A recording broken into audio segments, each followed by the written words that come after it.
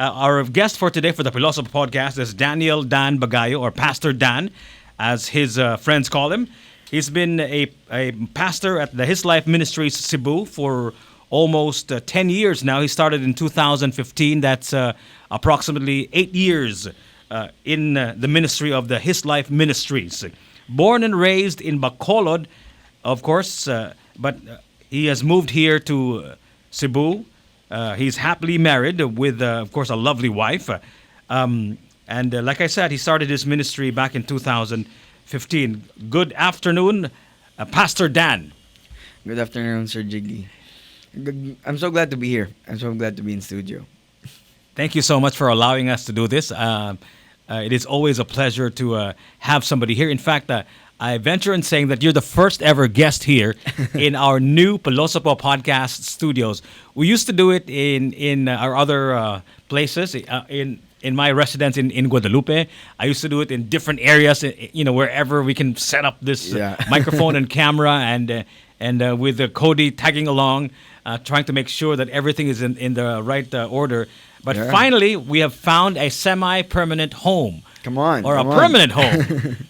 Let's go team. Yes. Sir Dan, tell us about your journey. How did you become a pastor of the His Life Ministries Cebu? Go back as far as you can remember until that moment back in 2015 when you finally decided to become a pastor at His Life Ministries here in Cebu.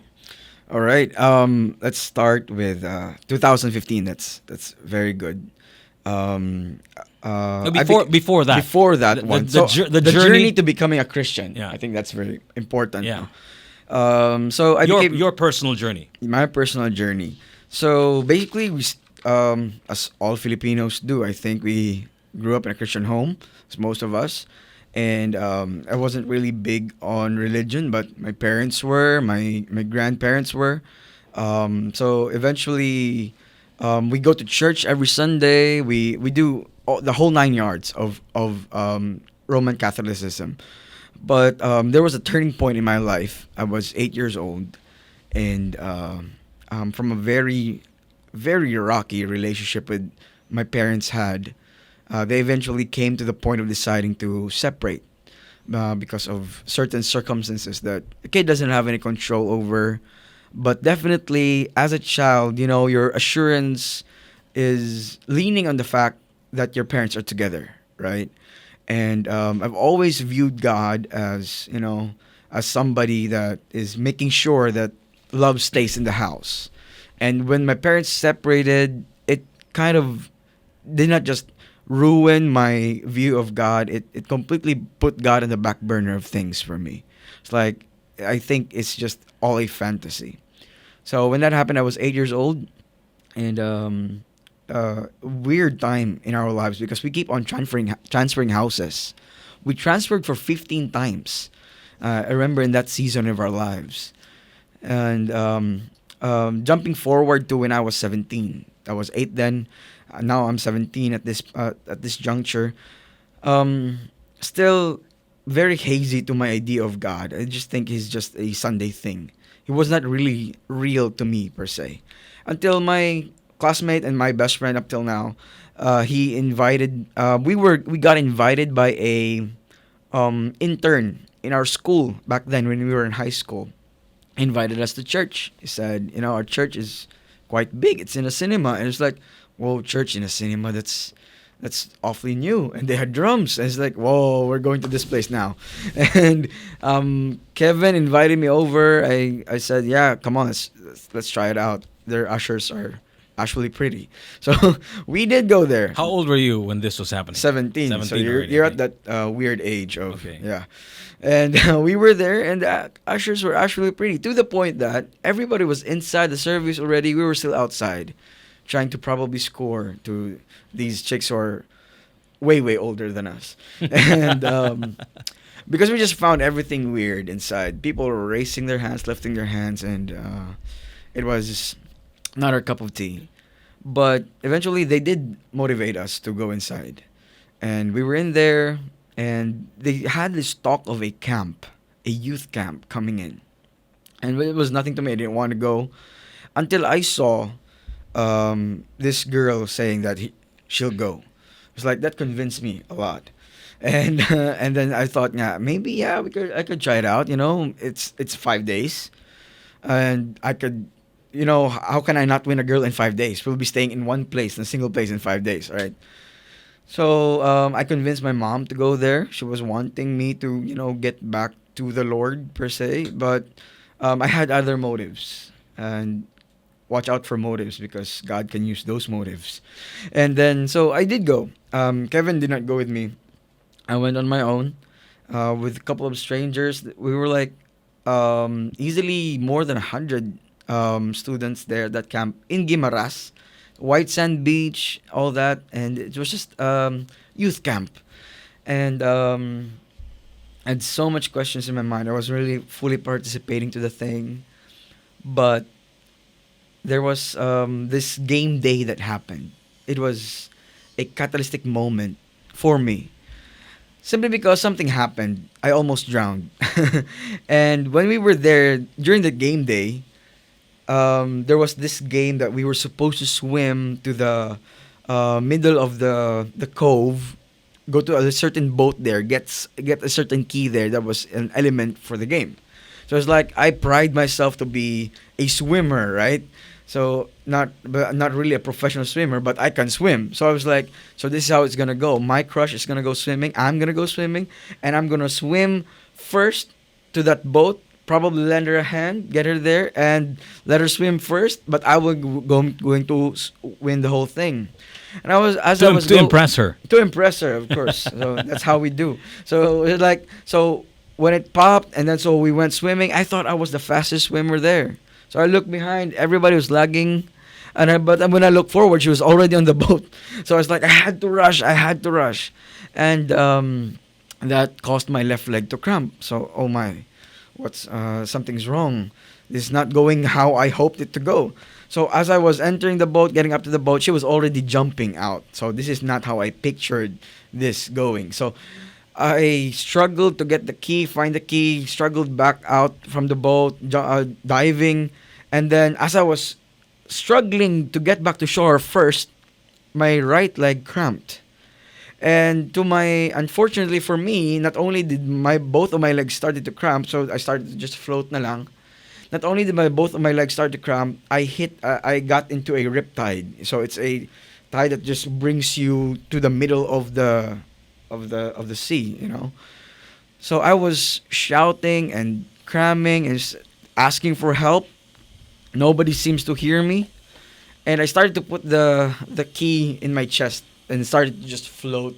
When you say key, what do you mean? The key, right? We were supposed to retrieve the key, right? Yeah, so as part of the competition. part of the competition. I didn't want to lose that. Okay, so I just held on to it, put it in my chest, started floating along, and just looking around. I was so far from shore. And then I started to have a bargain with God. And then I asked, if you're real and if you're there, please tell my mom and my younger brother that I love them. Kana gani. And then Namilit na ka. namilit na ako, naganan ako. Just tell them rapod, and I don't mind what happens next. Kana siya. And then suddenly my head bumped on something. I thought it was sort of rock or probably, I don't know, sea creature. But I scrambled to grab onto whatever it was that hit me. And when I scrambled, I started to notice it's sand and it's the shore already. I'm in shore. And then I saw my teammates shouting at me, but it was all silent lines that were shouting at me, screaming at me, but I couldn't hear them. To my surprise, I was in shock. I was in pure shock. So they grabbed the key from my hand. You were in pure shock. Yeah. Because I was so far from shore. I remember I was so far from shore. And suddenly I'm in shore. I'm on shore. And it didn't occur to you to scream for help? I did. Okay. I said it earlier, right? Okay. I was screaming for help. I Okay. was gasping for whatever aid that could come my way, Okay. but I was too far from everybody else. Okay. And there was not an object near to me that I could hopefully get to. Plus the leg cramps, I couldn't really move as much as I wanted to. So that's that.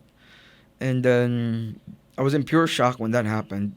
And they grabbed the key. I couldn't really move and participate throughout the entire thing anymore. Just You were still in shock. I was still in shock, and I was holding my leg Okay. to alleviate myself from the cramps, right? But the team ended up winning the whole thing, so that was good. But and that night, that Wednesday night, I can remember it vividly. That Wednesday night, everybody was worshiping and doing the things that they were doing for the past 2 days. The camp started Monday, so we're in the middle of the whole thing. I still didn't believe the whole thing then, but after that incident, I was sitting in silence in my seat, but I had that peace that just came over me, and then I couldn't explain what it was. It was just pure. It was just it's more like an introduction of God to me. Like, yo, I'm here. It was just something like that. But of course, my journey came with, it does not just come like an emotional kind of hype. I want to believe with my mind, not just with my heart, not just with the emotions that I have. Gani. I wanted to be convinced, not just by reason. I wanted to be convinced by way of evidence. And I started to ask questions. I started to explore the faith. So I started to read left and right. I started to especially read books of history because I wanted to know if those things in the Bible really occurred. The Bible is composed of many books. It is a biblios. Which historical book, for example? The Lee Strobel's Case for Christ. Oh, no, I'm talking about a historical book. Yeah, a historical book would have to be. Whoa, that was so many years ago. What was that you mentioned? Historical? Lee Strobel's. Least. Lee. The name. Bruce Lee. The name of the author? Yeah, the name of the author. Lee Strobel. The Case for Christ. Okay. But how about a historical book? Yeah, the historical book. I sort of forgot. Okay. What so it anyway, was. so you started investigating. Yeah, I started and started investigating. reading Case for Christ. That alone. And then what happened? Like, at what point did you decide to be a pastor? I mean, like, do you decide to become a pastor, or does somebody nominate you? Do you apply for that? How does that work? Yeah. The decision ultimately comes from you, but never in a million years would I have wanted to be a pastor. So what happened? I was a corporate guy. Okay. I graduated from BS Psychology in La Salle and had such a knack for marketing. So I applied for a marketing officer at one of the companies of the owner of Ceres. So the bus liner, right? The bus company liner, in because Bacolod. it started in Bacolod, Yeah. right? So they're a conglomerate and they have other Yeah. companies. So I started as their marketing officer. And I sort of noticed that all my stipend, part of it goes to my family, Mhm. but most of it still goes to the ministry. Mhm. Like This was before you became a pastor. You were Before I became a pastor. You were just like a member there. Yeah. Because I didn't want to become a pastor. Okay. I knew the pastor's life, Okay. and it was so Was your mother a part of any form of ministry. a ministry or a church or something? Way long after I became part of the ministry, Okay. she started to investigate Okay. what I was doing. But prior to that, you Prior to mentioned that- you mentioned earlier that she was religious, a religious person. Yeah. Is it both your parents or just your mother or your Just father? my mom. Okay. Just my mom. But she was not a pastor. She wasn't. No. She was just religious. She but was she wasn't religious. actively involved in the Catholic Church.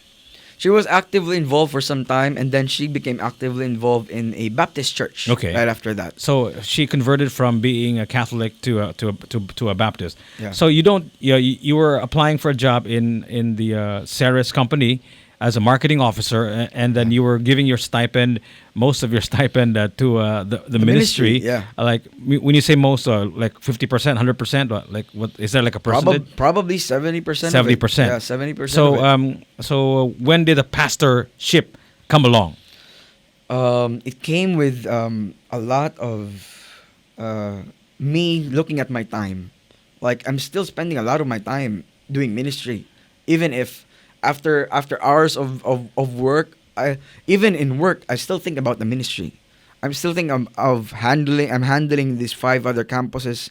I'm trying to fund them. And So you already had some responsibilities yeah. as a ministry. So when did your influence, your job description widen, increase? Like from just being there for the girls, right? Yeah. To impress somebody, to somebody who's got responsibilities now. How did that happen? Well, when it started with, of course, the encounter started when I was 17, right?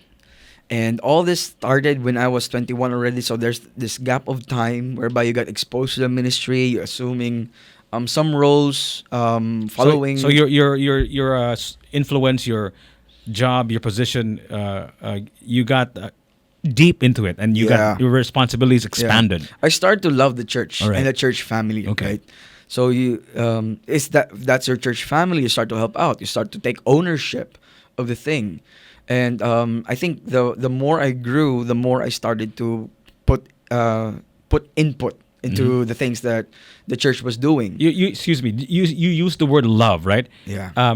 You went to the ministry for the girls, right? And then you had interest in this one particular girl. Yeah. The one that you tried to impress, that you almost died, right? I almost died doing a when you stupid say thing. when you say love of ministry, do you also mean, were you also in love with a girl in the ministry, or those are two independent things? Oh, this is a good question, because we have a certain standard in church that it's a leadership standard. Growing up in that standard, it's called MMM. It's called Master, Mission, and Mate. So what we do is we're challenging our young people who are in school, by the way, who are in school, to furlough the romantic relationships first and just focus on your master, your mission, and the mate life comes after that. Of course, something that hurts, right? Because, you're young, you want to be in love, you want to be in a relationship. You were looking for a relationship. Yeah, I was looking for a relationship. Subliminally, at least. Yeah. But I saw the cause. Okay. I saw the cause. It actually makes sense. Like, I'm in school, so basically I'm a student, so basically I have to focus on studying, right? So that girl that you were chasing that almost drowned you to death, almost drowned you, is that the girl that you're married to now, or was that? Of course not. Oh, that was somebody else. Yeah, that was somebody else. All right. She was way older than me. All right. But anyway, so I caught that standard. Okay. And I started to say, yeah, I'm gonna furlough doing romantic relationships for as long as the Lord doesn't call me there. Okay, all right. And then I started leading.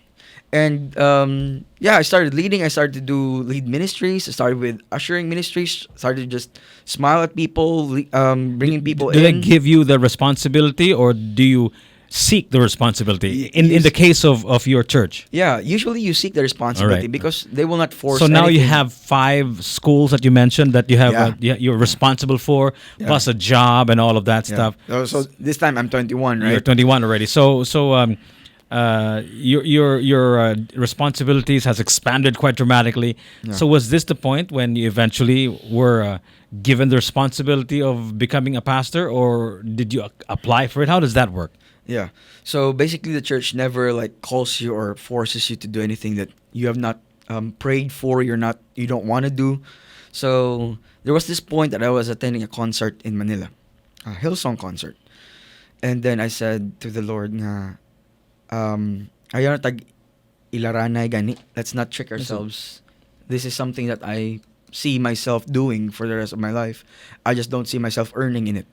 So because there's really no money in it. So it's like, how am I going to do this? I don't know, but let's give it a shot. Let's give it a shot. So when I came home to Bacolod, I applied for my resignation and my job, and then I started to write a letter of intent to my current my pastor. I said, I want to give this a shot. I want to give this a try. I'm not usually one of those people who, when the altar is open and the people are called to become pastors, they start to come in.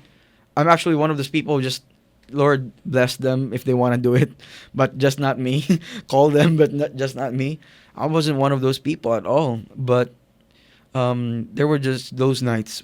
So you wrote a letter to the pastor. What was that letter? What was the tone? It was of a the letter of intent for me to go into full-time ministry. So to become a pastor. Not necessarily to become a pastor, just do full-time ministry. It started there. So you have to test out if you are really called to this. But you were already kind of doing full time because you have Yeah. responsibilities for Sure. five schools you mentioned. Yeah, sure. And you offered 70% or more of your salary to the ministry. So Yeah. you're already deep into the ministry, right? So Yeah, you wanted yeah. more responsibilities, but good, like more than what you were already. It wasn't really more responsibility. It was more like, Lord, I want to do more for you. Yeah, exactly. Yeah. More responsibilities for the Lord. Yeah. Let's put it that way. So you wrote a letter to the pastor, and then what happened? Did they tell you to, hey, why don't you just become a pastor? Yeah, their word is really simple. According to your faith, so will it be done unto you. So Okay. yeah, sure, go ahead, right on. This is the standard that we have here in church. Mhm. If you're gonna do this 1 year without any form of stipend Okay. to test out if it's really from the Lord, if it's really legit, because there are tons of people applying, but it's not necessarily for. It's not Okay. necessarily for because they don't have anywhere else to go. Hmm. So it was to test how serious you were with your commitment. So yeah, there's that. So 1 year I tested it out. Was it an adventure for me? Um, the ministry expanded from 5 campuses to 63 campuses. That's on a nationwide scale, and I had to follow that up, and a lot of walking by faith and walking by feet for for me, because there was really not much of a budget to it, but the Lord sustained me. Thank you, Wait, Lord. so did I not catch that point when you became a pastor? Like No, no, not yet. Not We're yet. not there yet. Okay, We're not right, there yet. right, It's right. just filled with ministry responsibilities that builds up to that point of, do I want really to become a pastor? Or am I just testing this out for this year and this time, this season in my Why did life? that question arise? Why did you want a specific job like a pastor? Why not just being full of responsibilities for the ministry? You're not that type of person. You said. Yeah, exactly. And So- can I be honest with it Mm-mm, also? mm. I'm very bad with asking people how they are. Mhm. And that's like kind of that's very bad, a very bad attribute of being a pastor. Mhm. But then again, it's not you who just call yourself. You get to be called by God to do that, and you get to grow So- in that calling. So it's a calling factor. So- It's not just me So deciding. what was that? What was that calling for you to become a pastor? How did it appear to you? Well, it appeared to me in various ways. Some say there are three, and if I could just expound on these three things. Number one, it's really the Word of God, that there are certain passages of Scripture that calls you to shepherd people, and that No, relates to me and convicts me more than other passages. Number two, it is something that your leaders around you also see in you, and they tell it to you because it's important. Leaders who love you and leaders who are speaking life Mhm. into you. And lastly is the how I see things, how I see people. Okay, so how did it appear to you, the calling? Was there like a light bulb moment, or was it like a slow burn? Or, I mean, like, was it slowly, Yeah, but very surely you slow. saw the light, or did your leaders tell you become a pastor, or like, tell us about that moment when you actually accepted, or somebody offered it to you, or Yeah. whatever moment that was. What was that like? I think the moment was I was doing campus ministry again, and I was like, I can do other things, but I'll never be as happy as what I'm doing now. Okay. And I don't see myself doing anything else with my life, Mhm. despite the fact that yeah, I know I can do other things, but I just don't see myself doing anything else. So, but my pastor did tell me the call will test you every single day, whether you want to do it still or not. So, yeah, it still does. It still does things. So you haven't answered my question. Then. Was it offered to you? Did you accept it? Did you? Like, what was that day? Do you remember the day when you became a pastor? And how was that posed to you? The day I became a pastor, it was a Thanksgiving, November. That was 2015, and my pastor said, "Does anybody want? Does anybody here want to give their life to become a pastor?" And I said, "I'm coming. I'm coming here in front, not because I used to do this, but because it's really occurred to me. So I want to do this." So on that day, he prayed for me in front of the church, and that was it. After that, they started to So this was back in 2015. You mentioned earlier that when your parents broke up, that was the time that you questioned your faith. You thought that the family is a safe place to be, and why did you start questioning your faith? I mean, what does your mom and your dad separating have to do with faith, and why did you question that? Well, as kids, we're introduced that God is love, right? That's the introduction to who God is, and that concept of love for kids is usually associated with the love that they receive from parents or the love of parents towards one another. So when that wall of security, that safe place that you have starts to break, you associate that love is broken. Love is no longer here. For an 8-year-old, that's my basic understanding of things. So love is no longer here. So basically, God must not exist. Why didn't He stop them from breaking up? Why didn't He stop them from hurting one another? So you started asking those questions Yeah, as an 8-year-old. Yes, I started Okay. to ask those questions. So you started asking those questions. So why was moving to another faith, another Christian denomination, the solution? It was not necessarily like that. It was more of a pursuit of truth. Like this. Okay, This so is good. when you This is say good. truth, because I want to get there. Yes. The pursuit of truth.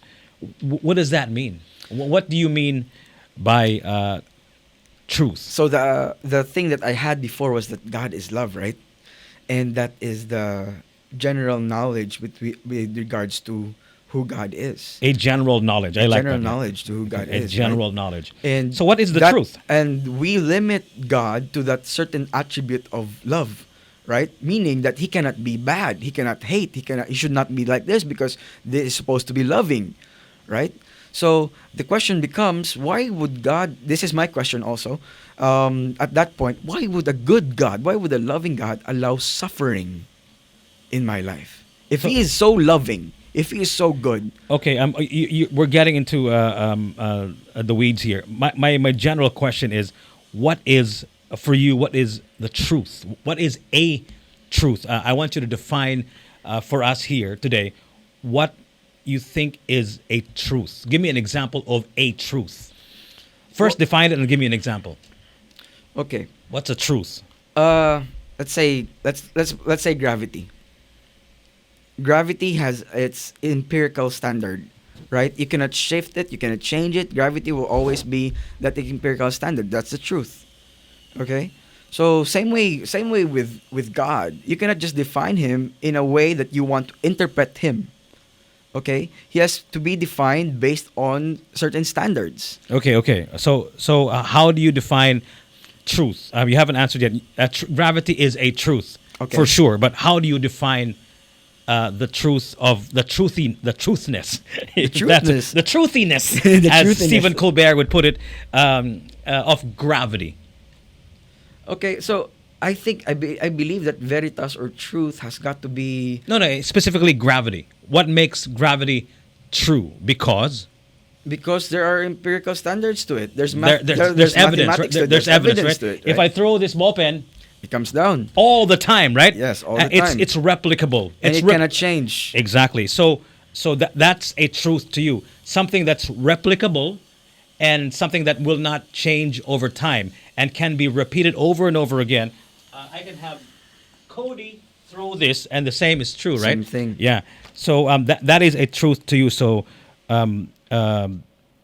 true all the time. So Meaning also it has proof also, yeah, right? no matter how much you inverse that truth, it will remain true. It will remain true, yeah. So you mentioned then you followed it up with God. So you're comparing gravity with God. Yes. Gravity, when you throw something up, it goes down. So I was asking you for a demonstration of that is similar to a gravity. Can you do that? Is that possible for you to demonstrate the existence of a God, God based on what we and can see, and right? you mentioned that you can't. You can't. Of course. So because you have what you call faith, right? Yes. Faith. So some people describe faith as belief in something without evidence, right? That's what people describe faith. You believe in something so hard because you feel so right, and it does not require any evidence because you have faith in it, right? For example, you have faith in love. For example, the love of your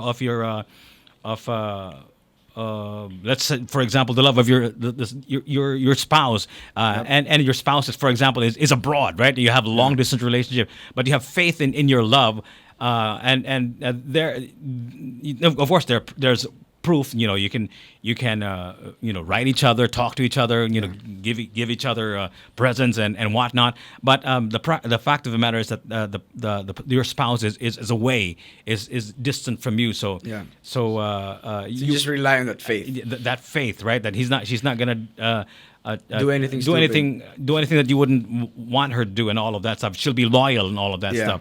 So how do you define faith? Well, let's go to Hebrews. Faith is the substance of things how do you, unseen. that's how you define faith with a quote, or how do you? My question is, how do you define faith? Yeah, it's still the same thing for me. Faith is the substance of things unseen. It is confident on things hoped for. That's It is confidence on. On things hoped for. Okay. Yeah. Can you kindly expound on that? Sige. So basically, what it's that's a very long chapter, but for me, it's really believing in not just on the things that it feels right, okay? Because sometimes faith does not feel right. Sometimes faith does not feel right. Yeah, especially when you're suffering, it does not feel right. Okay. If you're in pain, it does not feel right. So faith feels wrong. No. So what if it doesn't feel right? What does it feel? It feels true. It feels like something that you can really lean on. So wait a minute. So you just said sometimes faith does not feel right. Of Your course, exact words. It doesn't. So It's what does it mean when you say faith does not feel right? Yeah. Does it mean does not feel right? Does it mean it feels wrong? Not necessarily. So what do you mean when you say feel does not feel? It does not feel the faith way. does not feel right. What do you mean? Yeah, it doesn't feel the way you want it to feel. How does faith feel? In other words, is the next question. Okay, feels like it's just a very solid rock. It's not something you're being hit by the waves, right? But it doesn't feel like you want to be there. Okay, but it's a solid thing that you can hold on to. So faith feels solid. Yeah. So there are times that faith does not feel solid. You said doesn't feel right. Do you mean it doesn't feel solid? No. So what do you mean when you say sometimes faith does not feel right? What do you mean by that? More like faith does not feel like the way you want it to feel, the way you want it to go, right? So what is not right? What is not right probably would be finding out after serving the Lord for many years you have stage 3 cancer, right? So that doesn't feel right. That doesn't feel right. That doesn't feel right for anybody. Okay. Being a single mom to a son being a drug addict, that doesn't feel right.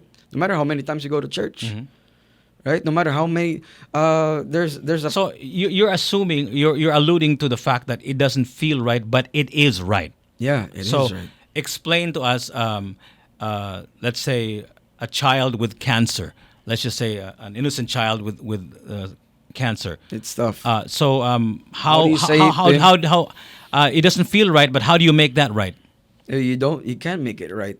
You just can't make it right. You have to tell the person. You can't even tell the child that, you know what, God loves you so much that He gave you this disease.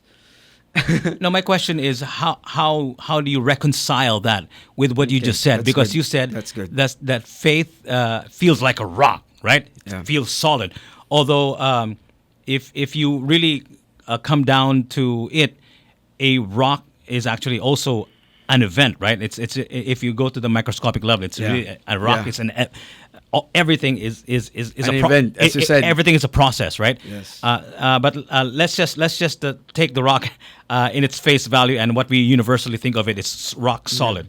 So there are times when faith does not feel right, and but it is still right. That's what you're alluding to. It feels not right, but it is right.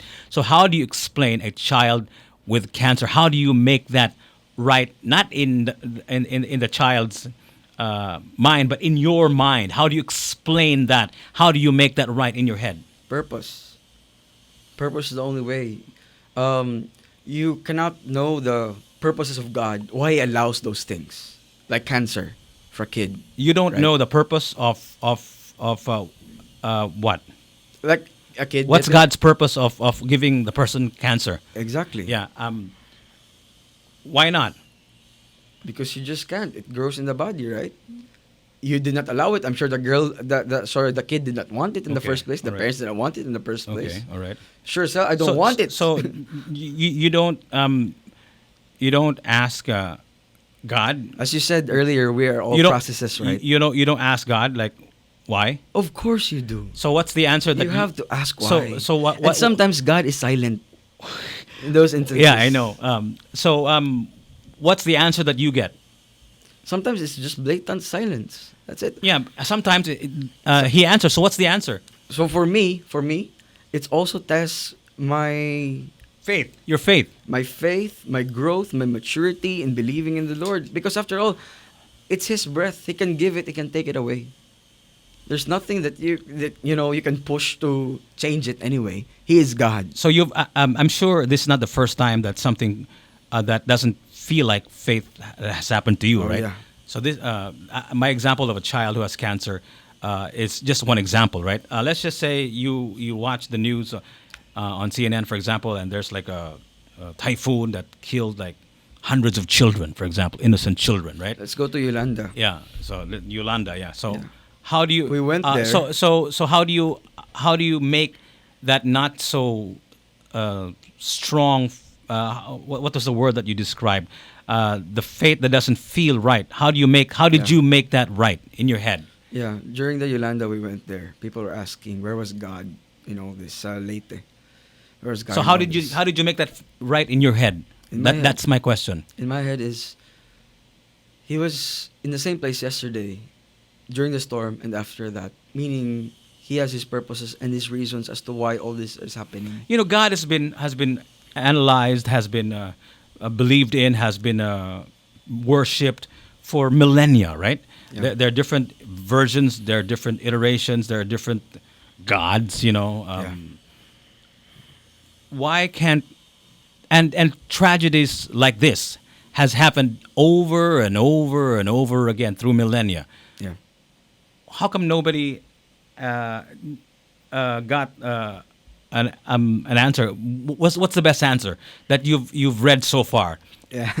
Because you've been For reading the question, which is, how do you explain to yourself a child with cancer, or how do you explain children dying, innocent children dying of a typhoon like Yolanda, for example? What have the wisdom of antiquity explain to you what that is? Aside from God is mysterious and God is silent sometimes. I'm sure sometimes. I'm sure God probably didn't talk to you, but He spoke to somebody else. What did that person hear from God? yeah, I got to this point of asking that, and it boiled down to free will, choice. My question is, Yeah, how it makes sense to me. No. Right? That's my question is, based on what you've read, Yeah. Because you obviously were not spoken to by God when you asked that question. He didn't answer you, right?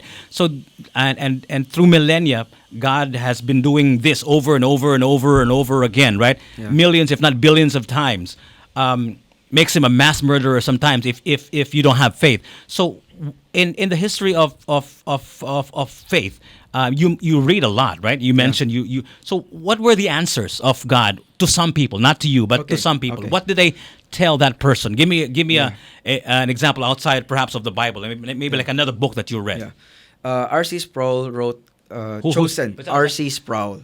R.C. Sproul. Who's this R.C. Sproul? He is a theologian and an apologist, a pastor. He passed away a few years ago. R.C. Sproul, okay. R.C. Sproul. He wrote. I'm writing it down so that I can read it also, Yes. right? If you don't Very mind. good. Yes. Okay, okay. Let's R.C. Sproul. discuss it more. Yeah, yeah. So- So we can also show all of the books that you're referring to in the post, Yes. right? So they can also read it. So R.C. Sproul said, R.C. Sproul in his book Chosen, it's a book on predestination. This is far more fun. Predestination, in that he mentioned there that God is the God of light. It's part of a verse, and it's also God of calamities. So he points out Job, in that Job had great suffering, right? We've learned of Job for a very long time. And why is it that the Lord just allowed that? And the answer is he just allows it. That's it. It's up to Job if he is to choose God or not. That's why I'm coming back to free will. Because that is his argument. In that, in our suffering, God does not make us just mechanical. we were talking about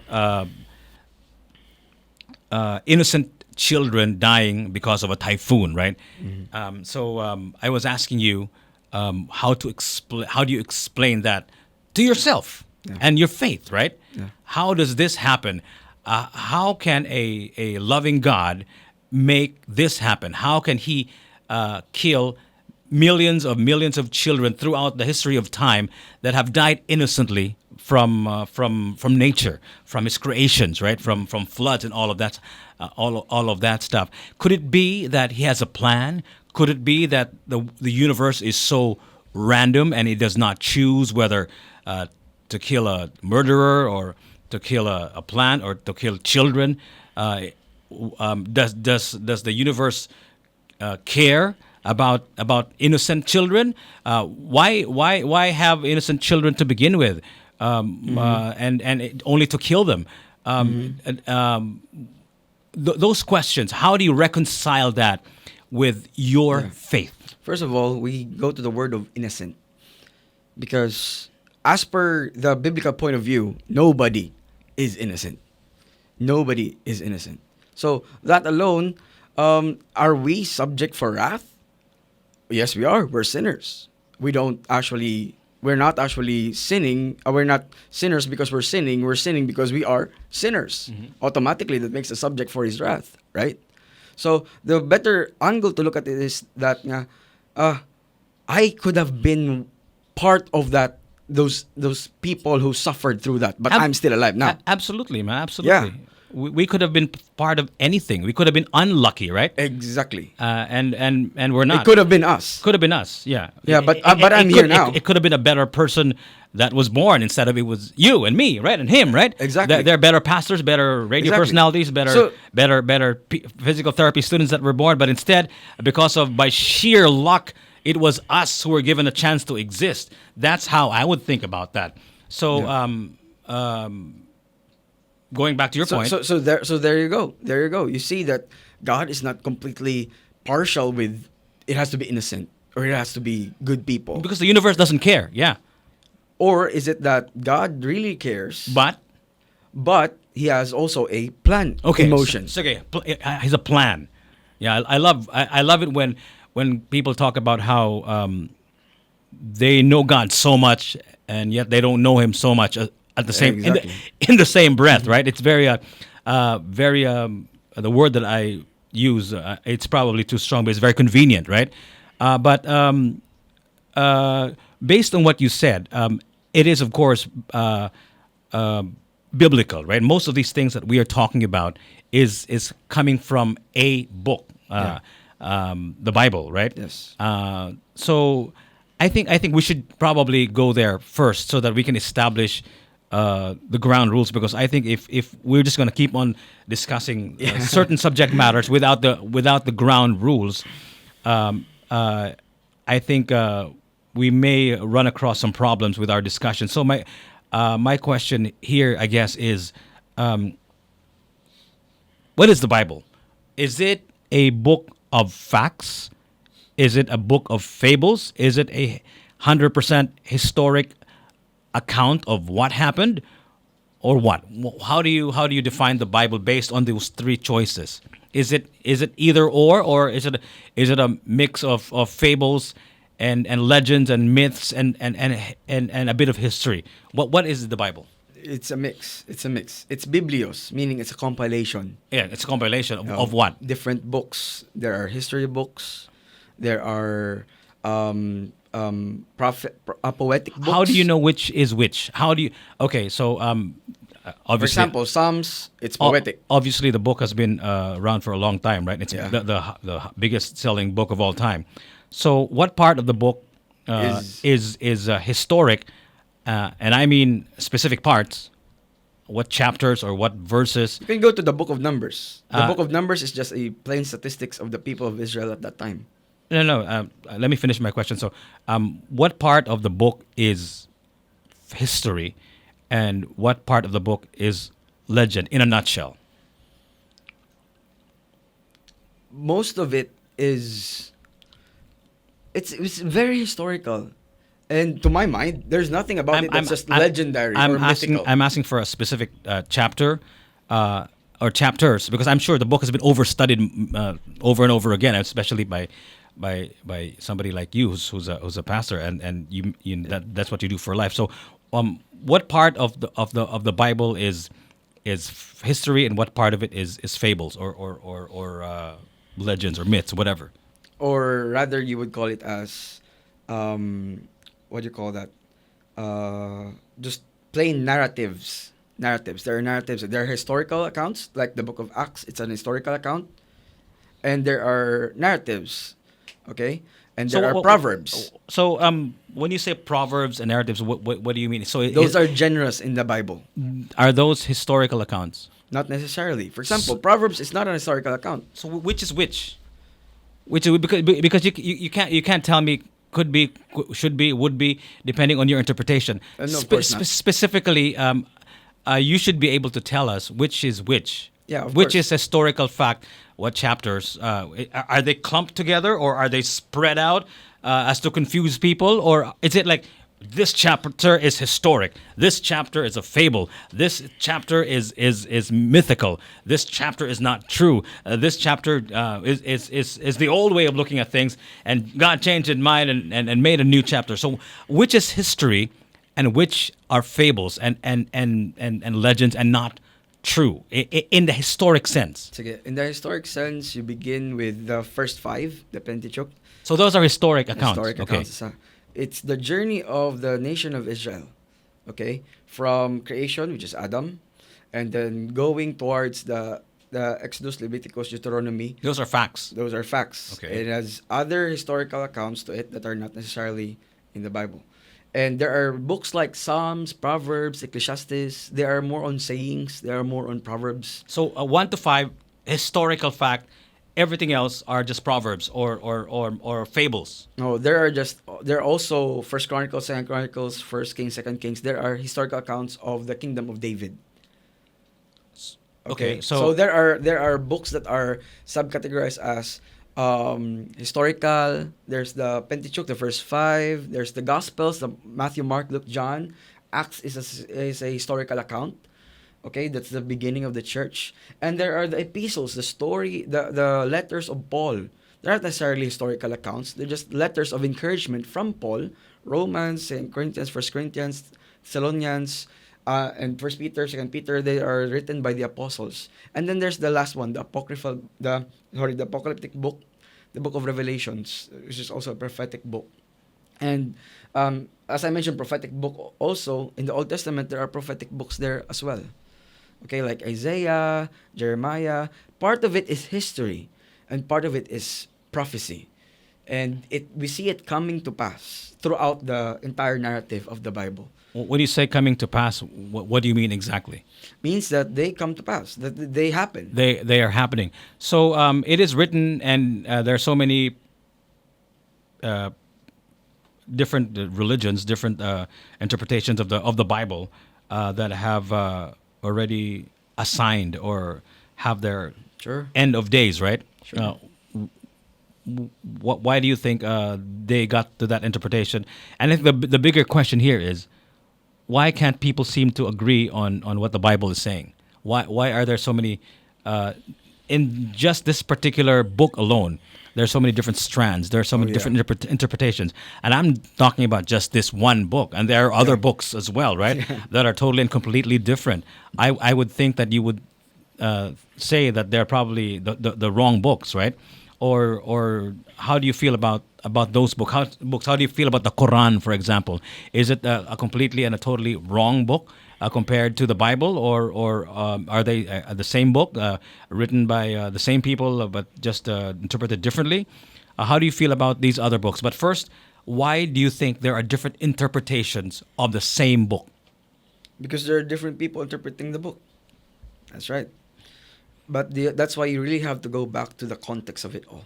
So who The Bible. No, nobody can go back, right? Nobody can go back Of course. in time, right? Of course. So, is this a contest of who's Who got can the do best it? interpretation?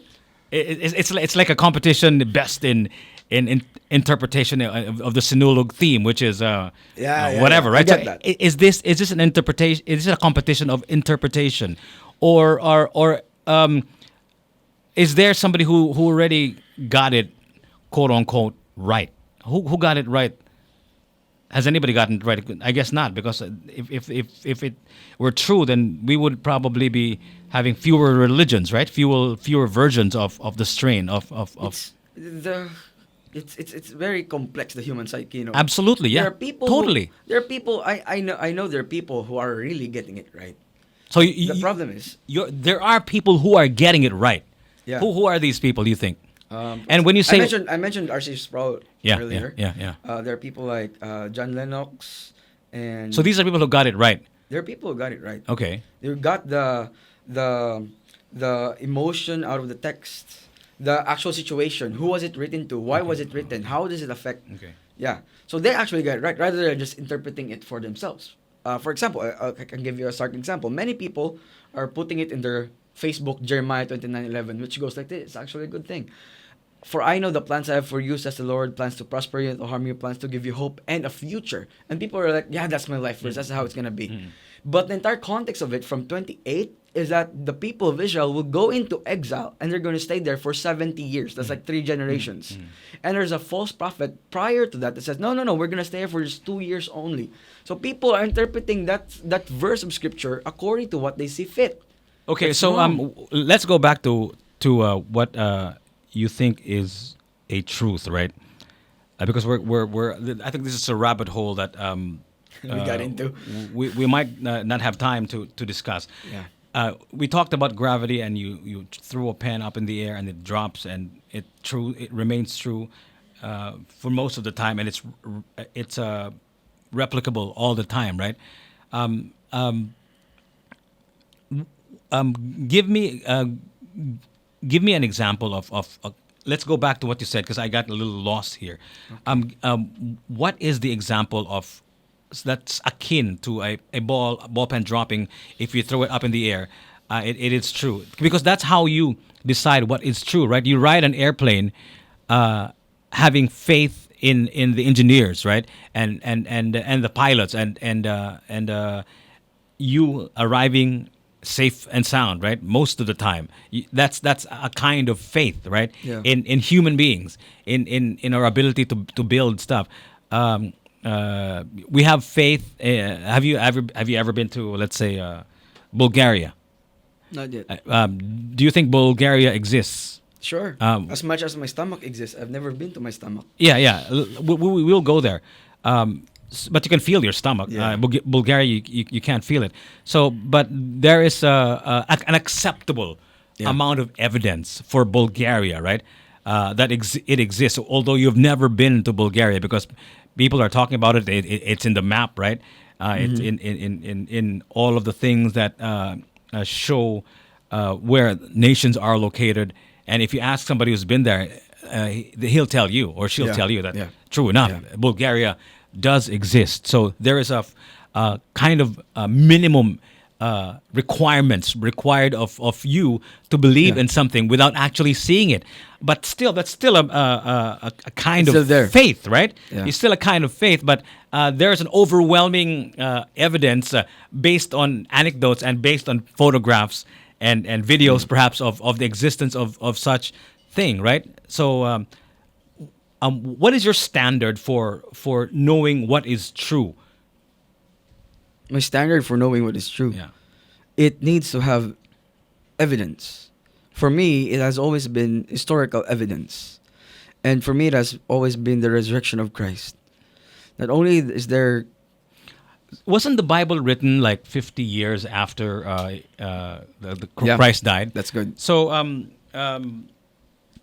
you know the fallibility of human beings, right? I mean, like Sure. the stories that come out of our mouths will be different when it reaches the other guy, course. right? And so on and so forth, right? You give me a topic, yellow.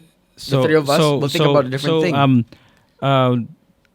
How how can you accept the veracity, the the the the the the truth of the Bible when in fact it was written 50 years after Christ's death and interpreted by mostly men and all of that stuff. How do you reconcile that? Not just men, ordinary men, unlearned men. Exactly. So how do you reconcile that? It's not just the 50 years after. It's the 1,400 years Yeah, of yeah. the making of the entire Bible. Yeah. So how do you 70 authors. 40 generations. how do you reconcile that? Its singularity of its theme all throughout, it's still the same. That's unheard of for any form of script, any form of literature. And its copies are still na-produce gani nga copy. So there's so much evidence as to its eligibility. What evidence? Despite the fact- what evidence? What do you mean? When I say evidence, it comes with the original copies from way back. Okay. That means that it hasn't been changed ever since. It hasn't been. Yes, it has been Because translated to languages. because it's a very successful book. You don't change if it ain't broken, right? supposedly, but it's also very honest. Very honest. It's okay. a very honest book. Okay, It it tells you your sin in front of your face, and many readers don't like that. If I Wh- want to read something, I What, want what does it say? What are you talking about specifically? What do you mean when it says, for example, when you say it's being honest? What do you mean? it's very honest. When it What says, do you mean? When Jesus said that you heard it said that you don't commit adultery, but it says that if you look at a woman with lust in your eyes, you have committed adultery with her in your heart. Mhm. You don't have to do the deed to do the sin. So what's so bad about that? That's somebody That holds us to a standard that we are all adulterers. that's somebody talking and somebody wrote about it, right? And then you're saying it's honest? Yeah, because it's brutally honest. It doesn't sugarcoat things. The part where almost 2 million Israelites died, God just killed them instantly because of the complaining in the desert. Yeah, but we still have to get to the foundation of what we accept as truth and the Exactly. It's and not been changed. and you have to reconcile the fact that the book was written 50 years after Christ died and putting into account human fallibility and in our ability to not remember things Yeah, and sure. embellish and all of that stuff. How can you you have proof, 100% proof of human fallibility, Of course. right? You Of know course. how people embellish, how people twist stories, Yes. right? You know that. We have 100% proof. You can see that every single day. Yes. By what you read, by what you see, but what you hear from people, right? Exactly. That's 100% truth. But That's the proof of it. You apply that to a book. When let's just say you, for example, something happened 50 years ago. How old are you now? 29. 29. So let's just say it happened back in 1950. About your let's just say your dad, right? Or your great The grandfather. story changes. Yeah, The narrative so, changes. So that example alone, because we're talking about what truth is, that when Yeah. you throw a ball pen, it drops, right? So what you're trying to do here is to retrace the steps of starting from your dad all the way to your cousins, your brothers, your sisters, your Sure. the whole family tree. So, Sure. how much do you think? How accurately do you think can you make a story? And I'm banking on what you're saying right now. Yeah. Oh, for example, the three of us have this topic write something about the color yellow. You and I, Tolutan ni Cody, will think about different things. We'll write entirely on a different topic. No, but you're confusing me. My question was. Mo gani. Let me get there. Let me So get there. how accurately can you tell the story of something that happened 50 years ago? You personally, I'm asking you. I How- cannot. I No, cannot. oh, I cannot. yeah. It has to be for that thing, that Bible to be possible. It has to be divinely inspired. Divinely inspired. Okay. It needs to be divine because it's 1,400 years. 40 different authors, 70 generations. How can, as what you said, we're fallible, right? How can they write about a single human being or the same theme all over again? Everything points back to that person, Jesus Christ. Why? How? Okay. So Right. let me just get to one topic and then we'll move to another topic. Do you believe that we should have slaves? No. In the Bible, Yeah, they speak sure. of slaves, right? In fact, Sure. God has a list on how to treat your slaves, right? Yeah. Um, And it said that you treat them like family. yeah, but they are slaves. They are still. slaves, They are yeah. slaves still. Sure. How do you feel about that? It's cultural in their context. Exactly. So we talked about this when we were having a cup of coffee a few days ago. Yeah. We are all victims of the ignorance of our time, right? Sure. We don't know what we're ignorant about right now. Sure. Right now, Truly. like today, 100 years from now, if we're still alive or our consciousness can be transferred to AI, come on. a kind of mind, we will understand how stupid we are right now, right? They were victims of the ignorance of their time. People who wrote that book. Probably, yeah. I Pro- mean, yeah. I mean, again, it's a very honest book. You can see the sins and No, the mistakes of the apostles that time. An honest book. I don't know about that. I don't know how. Maybe it can be an honest book, but the victims of the ignorance of their time. If you don't know any better, then you would write something, right? About this based on what you Sure, know at that sure. time, right? So they didn't know Okay, about slavery, for example. We have progressed, we have evolved as a society, and we have treated human beings more equally now, more than ever before. There was a time when women were second class citizens. There was a time when we had slaves. There were literally slaves, mostly Africans, who came from Africa, and they were brought by the British and all of that stuff. And they were actual slaves. They were second class citizens. They were Sure. they couldn't ride in the same bus. So in other words, we have realized as a society that we should treat Slavery is all wrong. human beings Yeah. equally. Yeah, And sure. back then they didn't know any better. And in fact, God didn't know any better because he wasn't so against it. In fact, he had a list of how to treat them, right? So he was also a victim of the ignorance of his time. Would you say so? It's not necessarily like that. Again, I told you it's cultural, right? For example, I'm working. Okay, I'm an employee. Am I a slave to my company?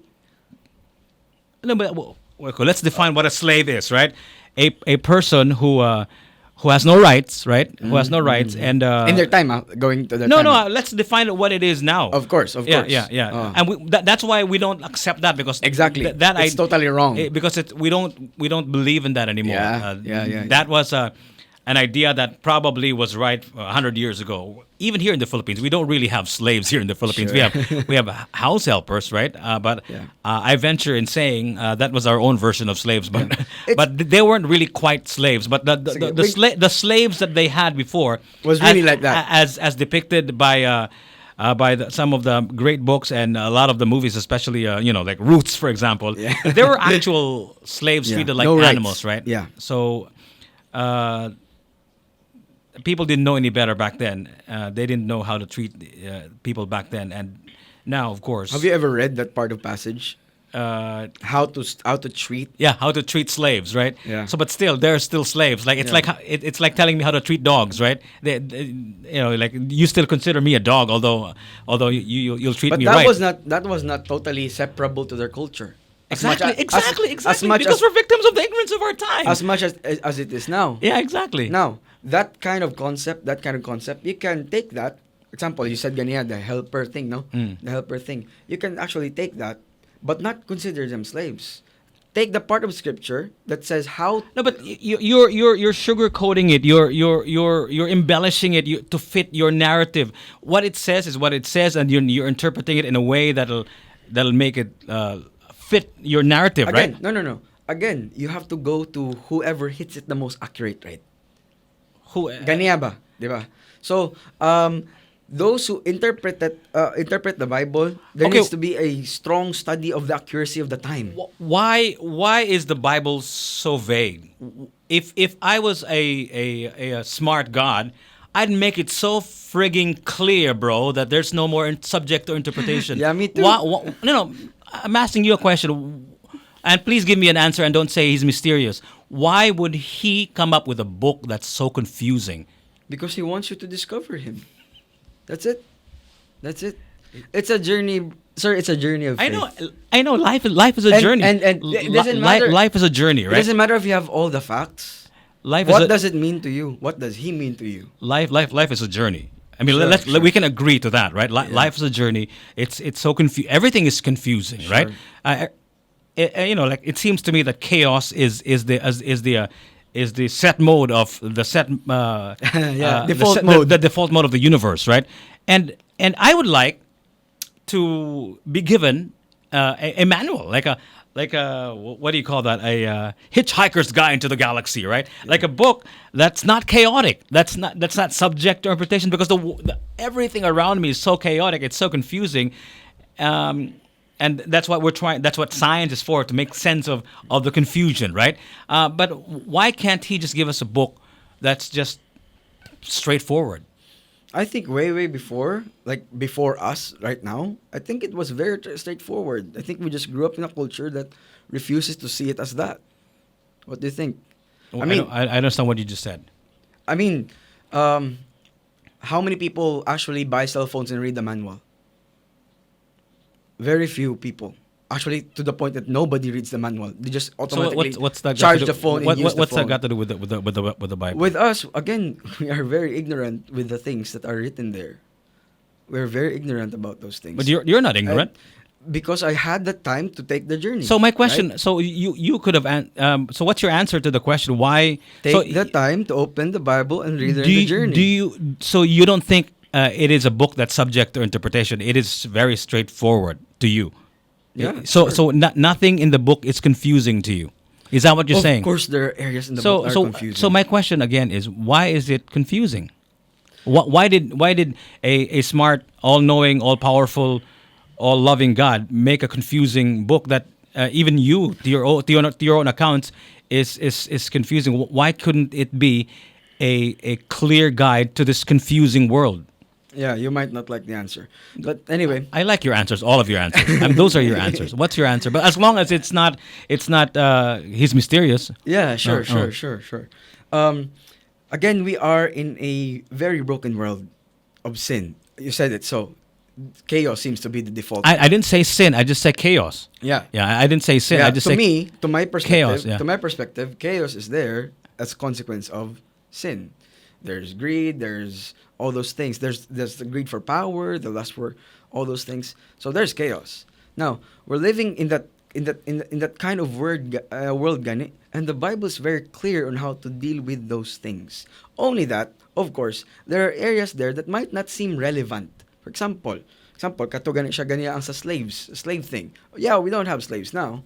But you could learn from there how to treat employees. Kana siya. So, it's not just nga... But employees are not slaves. Exactly. So exactly my point. So what are you talking We about? take it back to our context naman. Exactly. So Oh. again, so you do agree with me that you said it was cultural. So you do agree with me that they Of were course. victims of the ignorance of their time, and therefore God was a victim of the ignorance of His time, because that was the culture back then. Unless- But how could He not see for himself at that time that having slaves is bad, period. Again, it's the brokenness of the world. No, no, I'm not asking about the world. I'm talking about the God No, it's not the who God. ma- Oh, who made the influenced slaves? who influenced or inspired for Unless, people to write the book, right? yeah, So sure. why couldn't he write a straightforward book that said no slavery, bro? Can't be. It's too that we're all equal. No slaveries. No slaves. Sorry. Yeah. So It's why couldn't he just say that? I'm just curious. What's your It's answer? a bigger picture, sir, that it will take us so much more No, time. give me the simple. Just give me the simple answer. Why could not God say slavery is bad? Period. What's wrong with that statement? Is that so difficult to say? It was not very difficult to say. So Nothing is so too so difficult for so God. so why couldn't he It's just just say? a cultural appropriation at that time. Okay, so they needed to know a Christian way to treat their slaves, right? Okay. Okay, At right. that point, they had slaves. They cannot do anything about it. All They right, have right. that. Okay. But God made sure that He had a way for them to treat them in a Christian way. Why didn't he just say, "No more slaves"? Okay, so I don't know. I don't know for him. Why wouldn't he say that? Right? It's again, it's cultural appropriation. Cultural.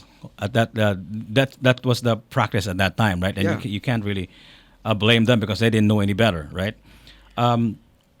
So you believe in this book. You have faith in this book. You have faith in the goodness of God. You're a pastor, and you've told this story to your congregation. In fact, I think you were saved by your faith as well, and all of that stuff, right? So I think what I want to come out of this conversation, because this conversation is endless, right? And especially Oh, yeah. if we don't, if I was actually, I made the mistake of not setting the parameters, because I think what we should have done is set the parameters and say, like These are the things we're going to talk about. yeah, no. Let's say we have to talk about maybe like establish the year, for example, of our conversation. Meaning to say, like maybe let's talk about the last let's say 1,000 years or the last 2,000 That's years. good. But I didn't. But because I wanted us to arrive at this. I wanted us to arrive at whether having faith is better than having an open mind, right? Having faith, as we have discussed earlier, is believing in something without a lot of evidence, and having an open mind is the humility to accept of being wrong about something, right? Let's say, for example, I believed in let's say there's no life anywhere in the universe, and then all of a sudden tomorrow somebody shows up with proof, let's say an alien, and then I can see the alien and I say I was wrong. So I am humble enough to admit that I was ignorant because I didn't know, I didn't see that alien that is in front of me, and sure enough, it's there. So then I submit that I was wrong. You have faith in a God that's mysterious yet all powerful, and you seem to know a lot about that person. How do you think being faithful to God, to a religion, benefits you as an individual and benefits, let's say, the whole world? How does faith make the world a better place? Faith in a specific God, a deity, a religion. How does that make the world a better place? I think it was Oswald Chambers who said this. Suffering can only be given to Christians because they are the only ones who could truly endure suffering. It comes at a point of not just going through the motions of life. There's rhyme and reason to it all. There's purpose. There's joy to be had even in the midst of the suffering. David said it like that. though I walk through the valley of the shadow of death, I will fear no evil, for you are with me. So it has so much benefit to me in facing many circumstances in my life. Understanding and knowing that there's a purpose behind it all. Understanding, knowing that um, I'm being strengthened with it, and also that I get to know God more, even as I go through stuff. And it's part of His way to introduce Himself to me. Kaya siya gani. So it doesn't have to be all good. It doesn't have to be all bad either. And you just go through life with a different lens, and that lens is I'm not going through this alone. I have somebody with me, and it's not just as you said ganya, faith without evidence. Okay na. I think gani that atheists have more faith than we do, because for us the buck stops at God. For them, they have to believe in something. There has to be something more. And for Well, me, I think being an atheist does not mean they're looking for something more. It's just that, in fact, they just stop at where the evidence leads them, and then they stop there. Sure. Then they don't embellish. They don't plug the gaps. If you can't yeah, explain but it, when does it end? it never ends. Exactly. It never ends. Exactly. Because the journey is the searching, right? Sure. Is the arriving at a better truth, right? Like believing in life. Is there going to be a better truth, or is it just the truth? I don't. Like. Is it The relative? universe has been around for, based on scientific calculations, long time. Let's just say billions of years, right? We cannot possibly understand it. Period. We are all victims of the ignorance of our time. We cannot dream. There are questions that we cannot dream of even asking, because we don't know anything. So I think that's what atheists think about. They think that it's a journey. It's a lifelong search, and whether you're going to arrive at a better truth or not, I think is not the point. The point is the searching, is the looking, is the finding, is the discovering. I think that's really the point of it all. So what if it's been there the whole time? Well, if And then you miss it. Beautiful. And then we miss it. That is a possibility that we're all willing to take, and also there's also a possibility. What if there's nothing too, right? That's also a possibility. In the realm of possibilities, all of those possibilities are may exist, right? The gamble would have to be, what if there's something next? That's Right. Pascal's wager, right? What's your question? What if there's something next? There's always something next. Like after this life. There,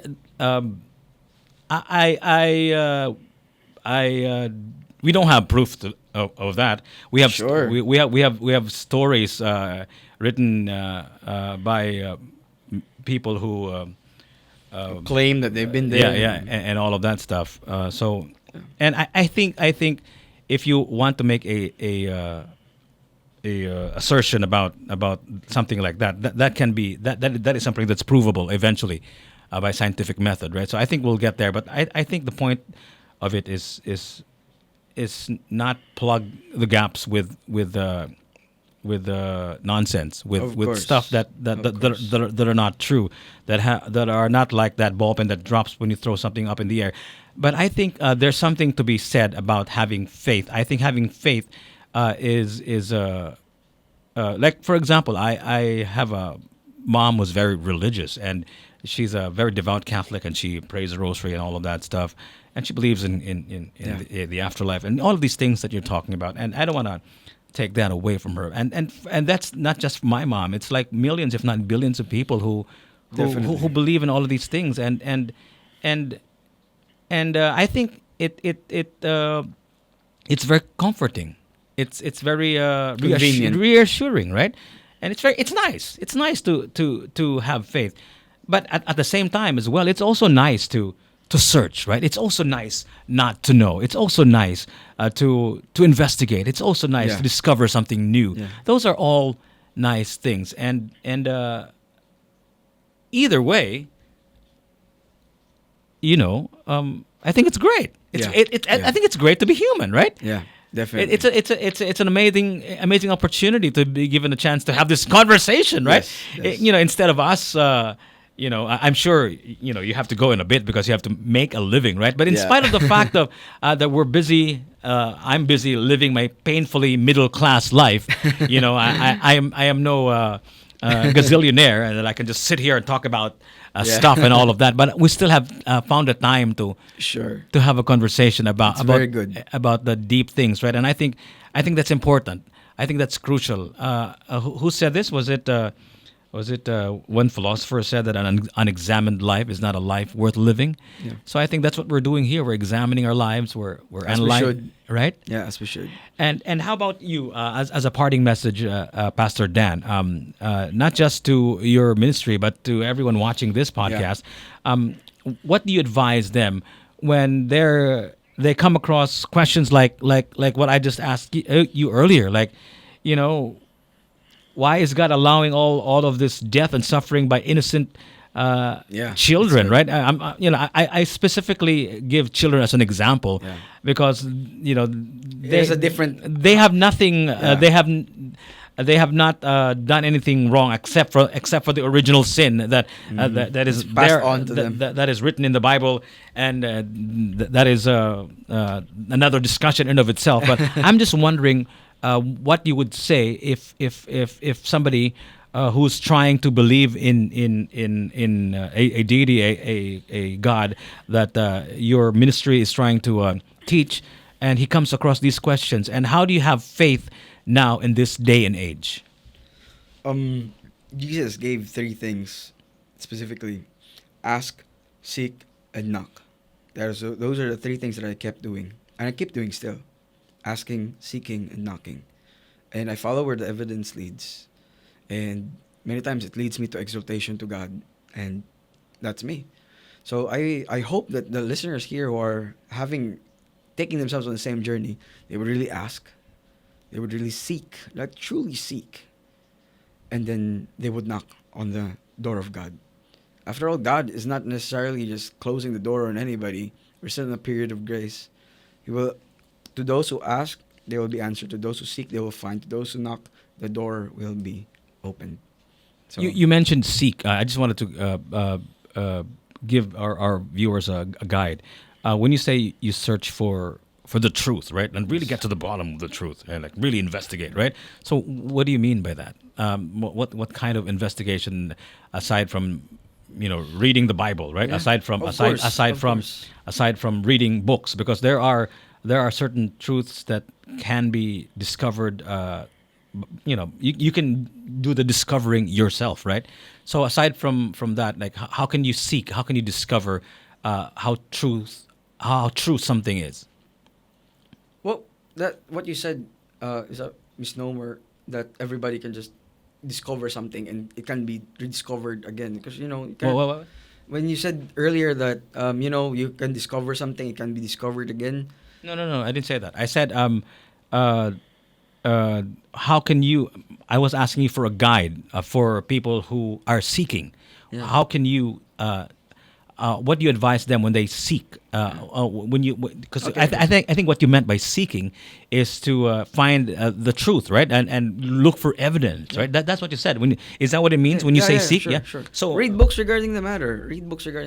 Listen to experts regarding the matter. Yeah, okay. Ask, seek So people out and then ask them. Does that mean you also seek and read also other books and not just read from, let's say, religious books, but also read from, let's just say, from more scientific literature, for example? Do you advise that to those that have faith and Yeah. discover another way of looking at the world and see if it pans out, see if it computes, for needs- example? yeah. Do you advise that? It has to be that. Yeah, way. because I think that's what people should do, right? They Yeah. should.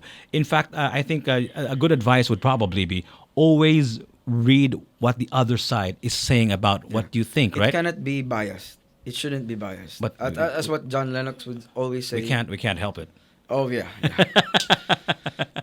That's what John Lennox always say. You cannot just have faith based on feelings. You need to have faith based on evidence. Cannot just. But isn't that a misconception or a Aren't you misspeaking when you say faith and evidence? Because I think faith is something that requires no evidence. Isn't that what faith is? I mean, like, you only invoke faith if there's no proof. But if there's proof, then you don't really need faith, because you know that thing exists, right? It doesn't need. You don't need to see it to have faith. You already said Yeah, exactly. with Bulgaria, right? Yeah. But it's there.